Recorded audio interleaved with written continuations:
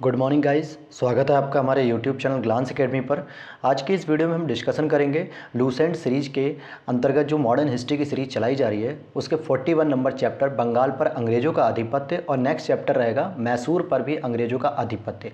ये दोनों ही टॉपिक आज हम कवर करेंगे और जिन दोस्तों ने अभी तक चैनल को सब्सक्राइब ना किया हो प्लीज़ चैनल को सब्सक्राइब कर लीजिए, क्योंकि ये जो लूसेंट की सीरीज़ है ये 2022 में जो अपडेटेड लूसेंट आई है उसको बहुत ही नए और यूनिक तरीके से पढ़ाने के साथ साथ ये जितने भी वनडे एग्जाम्स हैं, चाहे वो यूपी ट्रिपल एस सी पेट के बाद आने वाली वैकेंसी हो या ऑल टीचिंग एग्जाम्स जो C TET, UP TET, super TET में एग्जाम्स होते हैं, उन सभी के लिए ये बहुत ही बेनिफिशियल है। तो इसलिए आप लोग चैनल को सब्सक्राइब करके बेल आइकन ऑन कर लीजिएगा, नोटिफिकेशन आपको सबसे पहले मिले और आप सारी वीडियो को चेकआउट कर लीजिए। इससे पहले भी 2 से 3 वीडियो डाल दी गई हैं, आप लोग चैनल की प्लेलिस्ट में जाइए और वहाँ से देख सकते हैं। शुरू करते हैं आज की हम क्लास की। देखते बंगाल पर अंग्रेज़ों का आधिपत्य। देखिए बंगाल क्या था, अंग्रेज़ों की निगाह में ये लगने लगा उन्हें कि ये बहुत ही इम्पॉर्टेंट क्षेत्र है। अगर हमें भारत पर सत्ता हासिल करनी है या हिंद महासागर बंगाल की खाड़ी पर अगर सत्ता हासिल करनी है तो बंगाल पर आधिपत्य करना ही पड़ेगा। और शायद इस पे जो बुरी नज़र थी अंग्रेज़ों की ये शुरू हो चुकी थी, जो है कि 1757 के प्लासी के युद्ध, 1764 के बक्सर के युद्ध, इन सारी व्यवस्थाओं के बाद इन्होंने बंगाल पर अधिकार एकत्रित किया। देखते हैं मुगल साम्राज्य के अंतर्गत आने वाले प्रांतों में बंगाल सर्वाधिक संपन्न राज्य था। क्या लिखा हुआ है? संपन्न। आज भी देखेंगे आप बांग्लादेश और पश्चिम बंगाल का जो रीजन है वो गंगा और ब्रह्मपुत्र के मैदानी क्षेत्रों से भरा पड़ा है, जिसलिए वहाँ पे क्या खनिज संपदा अधिक है, साथ ही साथ वहाँ पे उत्पादन की मात्रा बहुत अधिक है। उस समय भी जो है कि बंगाल बहुत सर्वाधिक था। मुर्शिद कुली खां यहाँ का स्वतंत्र शासक था, जो हमने पहली वीडियो में बता दिया था कि किस तरीके से बंगाल की स्थापना मुर्शिद कुली खां ने औरंगजेब के काल के बाद की थी, परंतु वह नियमित रूप से मुगल बादशाह को राजस्व भेजता था। मुर्शिद कुली खां ने अपनी राजधानी ढाका से मुर्शिदाबाद जो भागीरथी नदी के तट पर स्थानांतरित की। प्रश्न आपसे पूछ लेता वनडे एग्जाम्स में कि किस शासक ने जो बांग्लादेश की राजधानी थी अर्थात बंगाल की राजधानी ढाका से मुर्शिदाबाद ट्रांसफ़र की, तो मुर्शिद कुली खां इसने अपने ही नाम पर मुर्शिदाबाद नगर में स्थानांतरित की। साथ ही साथ इसने इजारेदारी प्रथा को प्रारंभ भी किया और जो किसान थे उनको कृषकों को तकावी ऋण यानी खेती के लिए अग्रिम कर्ज, या यूँ कहें कि आज के जो किसान होते हैं जो लोन लेते हैं बैंकों से, साहूकारों से या किसी अपने पड़ोसी दोस्तों से जो मदद लेते हैं खेती करने के लिए, उसको तकावी ऋण कहते हैं। तो मुर्शिद कुली खां ने किसानों को जो है कि अग्रिम लोन दिया, धनराशि दी, ताकि आप किसान जो है कि खेती कर सकें अच्छे से। और इसका उत्तराधिकारी जो दामाद था इसका वो सुजाउद्दीन हुआ। यहाँ पे आपसे क्या होता है कि बंगाल में जो शासक आते हैं, नवाब आते हैं, उनका क्रम भी पूछ लिया जाता है कि कौन से नवाब किसके बाद यहाँ पर आए, तो हम इसके नवाबों के क्रम पर भी अध्ययन करेंगे। साथ ही साथ इसमें जो इंपॉर्टेंट फैक्ट आ रहे हैं उस पर भी हम अध्ययन करेंगे। 1740 का गिरिया का युद्ध सबसे इंपॉर्टेंट युद्ध है, इसको आप लिख लीजिए। अक्सर पूछा जाता है आपको बंगाल से रिलेटेड, प्लासी का युद्ध तो याद होता है, बक्सर का युद्ध याद होता है, लेकिन गिरिया का युद्ध नहीं याद होता है। तो 1740 में गिरिया का युद्ध हुआ था जिसमें सरफराज को मार दिया गया था और बिहार के सर सूबेदार अली वर्दी खां बंगाल का नवाब बना। अब प्रश्न आएगा कि सुजाउद्दीन के बाद सरफराज कब आया? तो देखिए हम यहाँ पे ये जो सीरीज़ है बंगाल के नवाबों की, हम इसको अभी पढ़ते हैं। पहले हम ये पैराग्राफ कंप्लीट करें। पहले लिखा है कि इसने मतलब अली वर्दी खां ने जो अपने शासनकाल में मुगलों को राजस्व देना बंद कर दिया था और इसके शासनकाल में बंगाल इतना समृद्धशाली बन गया कि वाकई बंगाल को भारत का स्वर्ग कहा जाने लगा। क्या कहा जाने लगा? बंगाल को भारत का स्वर्ग कहा जाने लगा। और इसका उत्तराधिकारी सिराजुद्दौला हुआ। ये वही सिराजुद्दौला है जिसके समय में पानीपत का युद्ध आपको देखने को मिलेगा।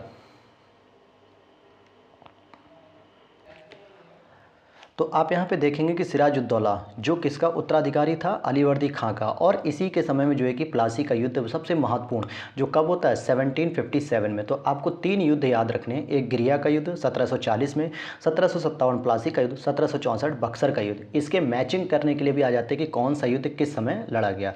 आइए हम पहले बंगाल के नवाबों की एक सीक्वेंस देख लेते हैं, जिसमें सबसे पहले जो है कि आप देखेंगे मुर्शिद कुली खां के समय में। आप कब देखेंगे? मुर्शिद कुली खां के मुर्शिद कुली खां जो है कि सबसे पहले आते हैं 1713 से 27 तक। फिर सुजाउद्दीन जो उसका दामाद होता है 1727 से 39, और 1740 में सरफराज खां ने सुजाउद्दीन को मार दिया। सरफराज खां ने नहीं मारा बल्कि अलीवर्दी खां ने जो है कि सरफराज खां को मारा था। ये 1739 से 40 थे और अलीवर्दी खां ने 1740 में गिरिया के युद्ध में क्या किया? सरफराज को मारा। फिर उसका जो है कि सिराजुद्दौला जो है कि उसका उत्तराधिकारी जो दामाद था वो आता है और इसी के समय में प्लासी का युद्ध होता है।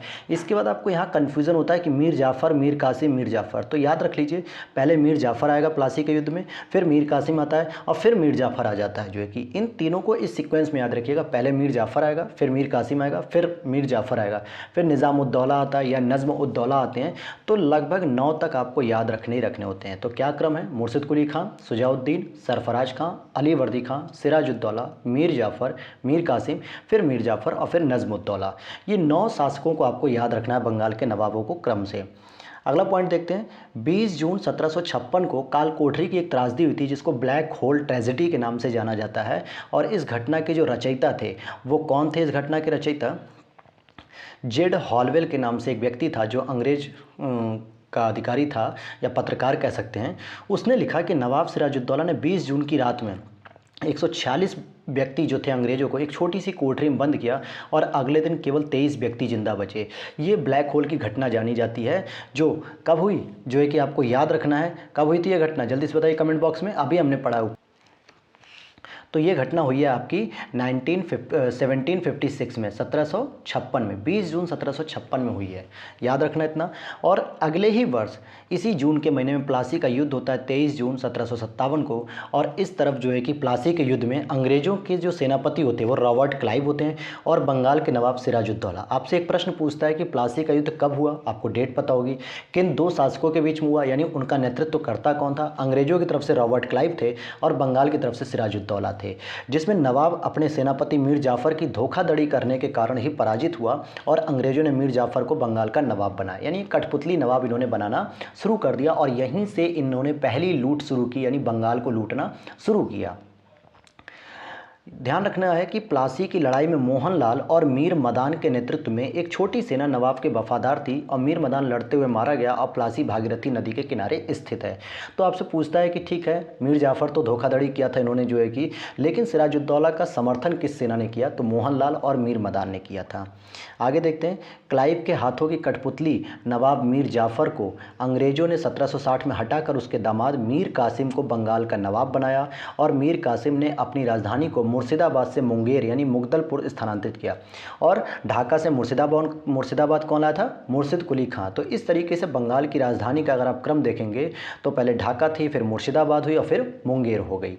तो ये 3 क्रम में जो है कि बंगाल की राजधानी का ट्रांसफ़र हुआ।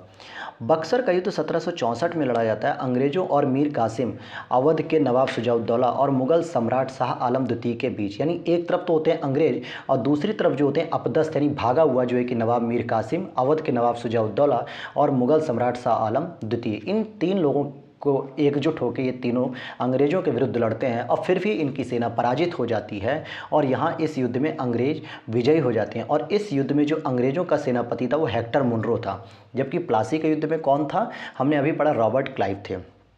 तो इस तरीके से 1757 के प्लासी का युद्ध, 1764 का बक्सर युद्ध, इन दोनों युद्धों के माध्यम से अंग्रेज़ों को विजय प्राप्त हुई और इन्होंने जो है कि क्या किया? बंगाल पर अपना एकाधिकार स्थापित किया। आगे देखते हैं मैसूर से जो संबंध थे। इसमें मैसूर के प्रश्न आते हैं आपसे, पहले, दूसरे, तीसरे, चौथे मैसूर युद्ध। तो 1761 ईस्वी में हैदर अली जो है कि मैसूर का एक शासक बनता है और हैदर अली की मृत्यु 1782 में दूसरे आंग्ल मैसूर युद्ध के दौरान होती है। युद्ध के दौरान होती कौन से? दूसरे आंग्ल मैसूर युद्ध। और उसका उत्तराधिकारी उसका पुत्र जो है कि टीपू सुल्तान बनता है। 1787 में देखते हैं कि टीपू अपनी राजधानी श्रीरंगपट्टनम में बादशाह की उपाधि धारण करता है और इसने श्रीरंगपट्टनम में ही स्वतंत्रता का वृक्ष लगवाया। साथ ही जैकोबिन क्लब का ये सदस्य बनता है। किसका सदस्य बनता है? जैकोबिन क्लब का ये सदस्य बनता है। तो आपसे पूछता है कि इसने अपनी राजधानी कहाँ लगवाई, मतलब कहाँ बनाई थी? श्रीरंगपट्टनम बनवाई थी। और वहाँ कौन सा वृक्ष लगवाया था? स्वतंत्रता का वृक्ष, यानी एक संकेत था कि मेरे राज्य में सभी को स्वतंत्रता प्राप्त है। देखते हैं जो 4 प्रमुख युद्ध लड़े गए। पहला होता है प्रथम आंग्ल मैसूर युद्ध जो 1767 से 69 तक था। दूसरा आंग्ल मैसूर युद्ध जो 1780 से 84 तक और तीसरा आंग्ल मैसूर युद्ध 1790 से 92 और चौथा आंग्ल मैसूर युद्ध 1799। तो देखिए, पहले मैसूर युद्ध 1767 से 69 के दौरान गवर्नर जनरल की स्थिति को नहीं क्लियर किया गया, लेकिन दूसरा आंग्ल मैसूर युद्ध जिसमें हैदर अली की मृत्यु होती है उस समय गवर्नर जनरल वॉरेन हेस्टिंग्स थे। तीसरे आंग्ल मैसूर युद्ध जब 90-92 में हो रहा है तो इस समय कॉर्नवालिस आ चुका चुका था भारत, स्थायी बंदोबस्त की व्यवस्था लेके आता 1793 में, तो ये रहेंगे। और चौथा आंग्ल मैसूर युद्ध 1799 में, जिसमें टीपू मारा जाता है। 1798 में लॉर्ड वेलेस्ली भारत आ चुके हैं, इसीलिए जो है कि ये यहाँ के गवर्नर जनरल बनते हैं।